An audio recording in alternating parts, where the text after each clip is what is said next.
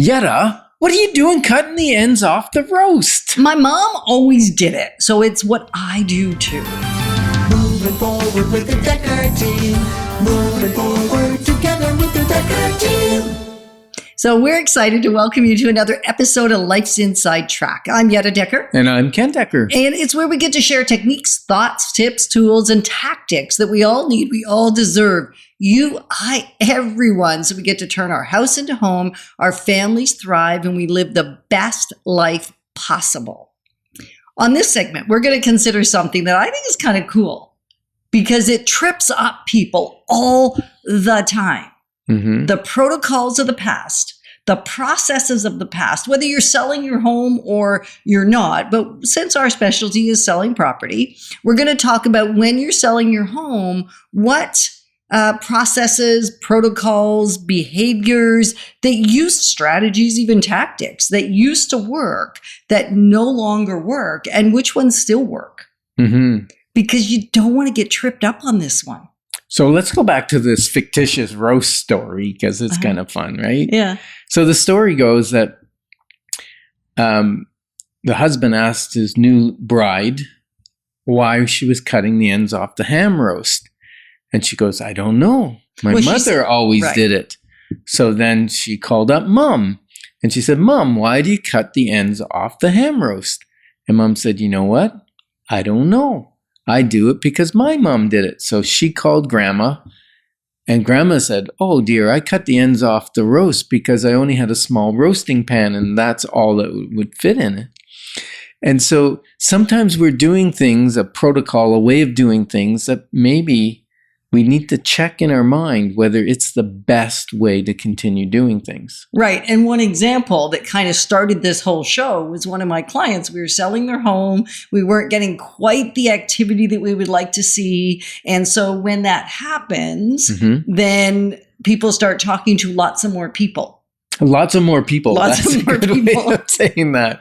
Well, it's true, right? Rather than talking to the guide that you've hired. Is that like all y'all? Yeah, it's like all y'all. Okay, yes, lots absolutely. of more people. Lots of more people. Okay. Right? Got it. And so you talk to you drop off something at a friend's house and then the friend says, oh, when I sold my home 15 years ago or 20 years ago or whatever the timeline was, my agent did this. Has your agent done this? No, my agent hasn't. And so they must be no good then, she must right? be no good. And that's exactly the thought. Now, the great news in this case, and in pretty much all the cases with our clients, is they trust us as their guide. Mm-hmm. So when they get the information or new insider information from all the peoples, yeah. Then so you're going to crack me up every time you say that. I love it. Then they're going to call me, which is wonderful. I'm so appreciative that they don't just slam the thought into their head or adopt it as she's not doing what she should be doing. Instead, they call and ask the question. But I think sometimes that's still the first thought. It is. Whenever your house isn't selling, the first thought isn't typically, is it because of the condition? Is it because of the price? Most of the time, the first thought is, my realtor's not doing enough to market it.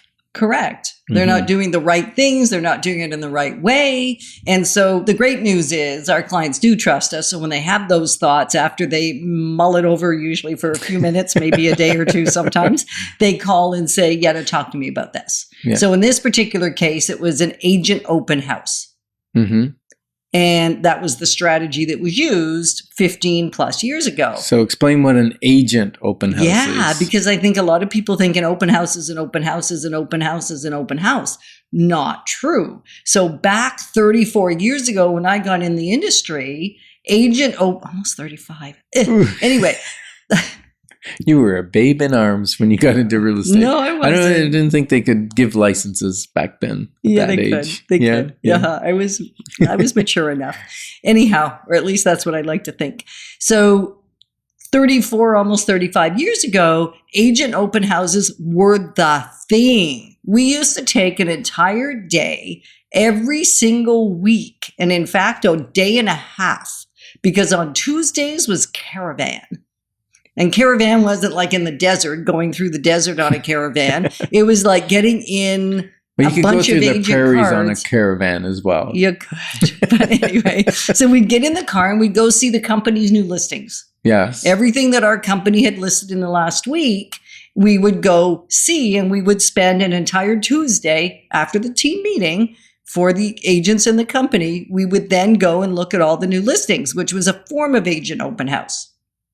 And Right. then that was for the internal company. And then the second agent open house we would do is on Thursdays generally. Mhm. We would schedule a 2-hour block where we might take, as they were fading out of existence, of validity or usefulness, these tactics, we would have to bring more food and more drinks and give away books and give away money and gift cards to try and entice agents to come and preview during the agent open house. Right. So it was only for agents. And you know what? There's still some agents doing them. Okay, but okay, but it's not a protocol that is effective today. No, it's not effective. Because back in the day, we had a black and white photo. Yep. We had a little wee description. We Yep. didn't have aerial photos. We didn't have Google Maps. We didn't have 30 photos on the there's- MLS. Yeah, 30 color photos.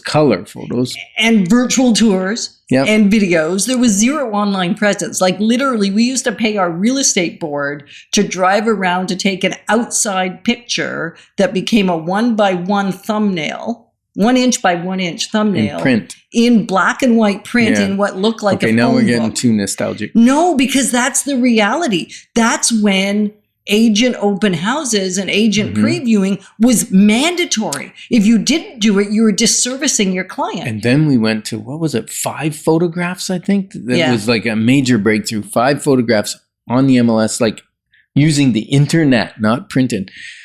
But it's still then we had the old protocol of doing networks. Yes. So we do network breakfast, Mhm. right? Was that on Wednesday or Monday? Did we Yeah. ever do any real estate work? I don't know. Because We we just did- went to meetings to try and promote we- our clients' properties. Yeah, we'd have to go to this breakfast, bring a bunch of our feature sheets, which we don't do anymore either, and hand out feature sheets to all the agents so they'd have color pictures of properties.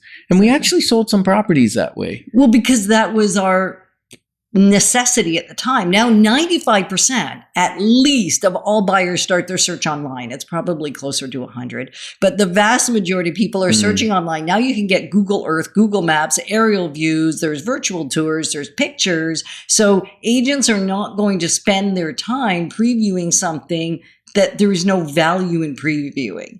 All right. So basically we said no to an Well- open house, but we did do a client open house, Yes. open to the public, because Right. those still work. They still do work. Mhm. And why do they still work? Well, it's emotion. People get in and see it. That's why builders still do model home opens, because they want people to walk through, get excited about it. As a matter of fact, a couple of my clients that purchased this year, they were already under contract to buy something, but then they found a property and called me up and said, because they went to the open house, called me up and said, "Hey, let's do an offer on this." And we sold 2 properties. Right. And other times, the open houses can trip you up. So the bottom line is you want to call your guide Mhm. whenever you're going through any of this. And when you have a thought that they're not doing something, call your realtor guide and ask them, is this valid today? Or was this an amazing practice of yesteryear? Yeah. So what are you doing right now out of habit that maybe is not getting you the best results that you desire? And we're glad you're joining us, because we love positioning you to build wealth wisely, because it's about much more than just money. Moving forward with the Decker team. Moving forward together with the Decker team.